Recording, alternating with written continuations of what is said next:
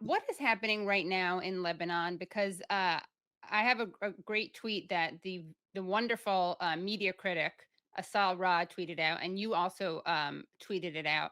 And she writes, "Good news." So the U.S. flag. So America says, "Good news. We brokered a ceasefire in Lebanon." And then the Israelis say, "We can still attack if we want." Then the UN says, "Israel breached the ceasefire 100 times." Then Hezbollah says, "We're responding to Israel's violations." Then Israel says, Hezbollah breached the ceasefire, we're attacking. And then America says Israel has the right to defend itself. So what is the status of this ceasefire? I mean, first of all, I'm glad you mentioned Asal and her great work, and I call on listeners and viewers to follow her on Twitter for the great job that she's been doing since October 7th and even before that. Yeah.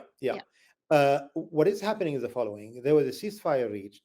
It was a terrible ceasefire, if you ask me, but the level of destruction, the level of killing of civilians was so high that Hezbollah wanted a respite from all the carnage and the nonstop murder of civilians. I mean, basically, unlike Israel, they thought about the Lebanese civilians, and Israel does not think neither about its own civilians nor about the civilians, of course, of the enemies, for which they hold in great contempt. So the ceasefire dictates that both sides will cease fire, literally, as the name says, and they will withdraw from Lebanon in 60 days, and they will stop firing, basically. But Israel has not stopped, not taken a break for one day. They keep on killing, they keep on warning. And of course, they were totally shocked and humiliated because the people of South Lebanon, who were displaced, more than 1.2 million people, immediately rushed to go to South Lebanon because they don't want to be displaced. They know enough about Zionism to know if you abandon your homes, the Israelis will have settling design on them to basically deprive Israel of that opportunity, because there are Zionist forces in Israel that are already claiming South Lebanon as part of the land of Israel. And there were voices like that in 1982 and before and after. This is definitely there in Ben Gurion diary as well as in Zionist literature. So in order to avoid that, they rushed into South Lebanon. Israel is very unhappy and they want to intimidate them and terrorize them. And that's what they were doing. Hezbollah is holding its gunfire. The Lebanese army was supposed to go there to take care of security, to protect basically Israel from Hezbollah's gunfire. And the Lebanese army is like sitting ducks. They don't fire back. Israel is shooting at them. They have killed already today like 12 civilians, and they killed a shepherd today. I mean, they keep doing these crimes. Of course, America, which is supposedly in charge of implementation, is doing nothing. And of course, we learned from side letters that was exchanged between US and Israel that there is an agreement. Basically, the agreement is that the US interpretation of the ceasefire agreement is such that only Israel will have the right to engage in violence in the name of self-defense, but that Lebanon will have no such right. And the State Department spokesperson Patel yesterday confirmed that. This is Vedant Patel of the State Department being asked about Lebanon's right to self-defense. Does it have it? Let's take a look at what he says. Right. Earlier, you mentioned that under the ceasefire, Israel retains a right to defend itself. I mean, does that same right transfer to the Lebanese state? I say this because Israel's new defense minister today said that if it fails to deter Hezbollah from attacking it, the Lebanese government will not be immune from attacks in the future. So I think you're asking me to again speak to a hypothetical, which I'm just not going to engage on. Is there something in the ceasefire that says if attacked, the Lebanese state has the right to defend itself? So at the crux of this, at the crux of this long conversation that we've been having as it relates to northern Israel and southern Lebanon has been UN Security Council Resolution 1701. And at the center of that is this notion that Hezbollah will withdraw to north of the Litani River, and that likewise Israel will return to south of the Blue Line back to Israel.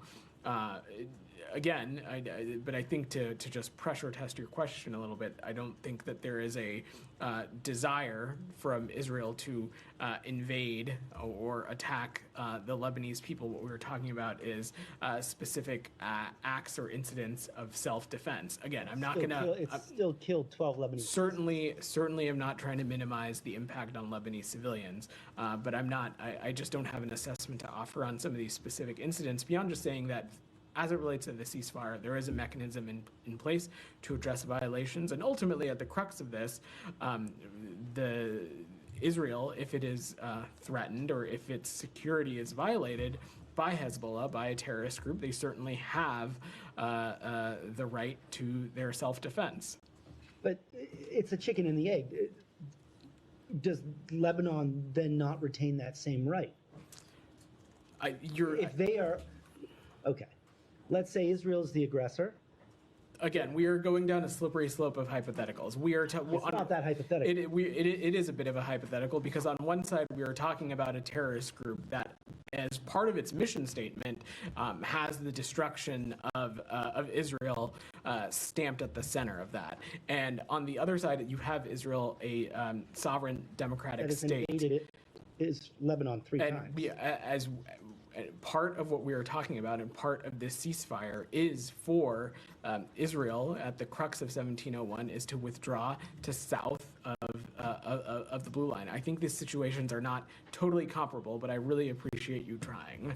And shout out, by the way, to journalist Willy Lowry, who tried to actually, ask a very relevant question that Patel claimed was like some kind of hypothetical gotcha.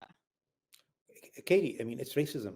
I mean, this is not politics. They are just plain racist. I mean, this is why I always think over the last year, if you just watch the two spokesperson at the State Department and the two at the White House, you cannot, as a progressive, ever vote for the Democratic Party again, just based on that rhetoric. If you ignore American actual support for genocide, all the statements can be collected and without deconstruction, take them as they are, they drip with racism on a daily basis.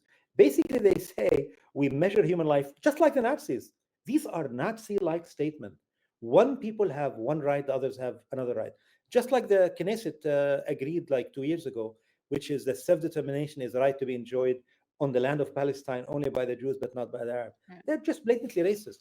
And or that's like a good saying thing. that inserting sticks into people's rectums is legitimate, as a member of the Knesset said recently.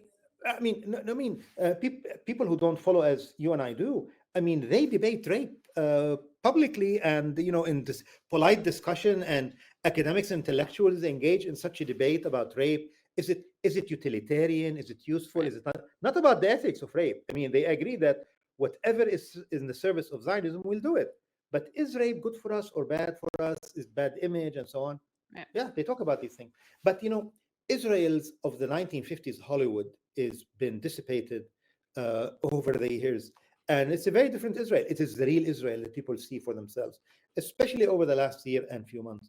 And I think on the long term, it will eventually undermine whatever support there is in the West. And it's already growing in public opinion, sympathy for the Palestinian. Having said that, you cannot count on public opinion in Western countries because these countries are not democratic, certainly not when it comes to foreign policy. I mean, in France, in Britain, the public opinion is much more pro-Palestinian than pro-Israeli, yet the government follow the United States undemocratically. Right. So the Democratic Party today, for example, there is at least split within the ranks and file of Democrats, but the Democratic leadership wouldn't allow one person who is sympathetic to the Palestinian to become within the leadership of that party. I mean, look at the National Convention of the Democratic Party. They wouldn't even allow Palestinian speakers because they are racist. They don't want people they view as inferior to spoil their party, the party of celebrating Israeli genocide and aggression. Right. Join-aside, they kept talking about joy. I think we said on Useful Idiots, it was join-aside, genocidal joy. And then, of course, you have, it probably is convenient, right, to have someone like Karine Jean-Pierre or Vedant Patel, probably more convenient than Kirby. Having a John Kirby, because John Kirby's white, right? So that makes it a little bit harder to hide the racism.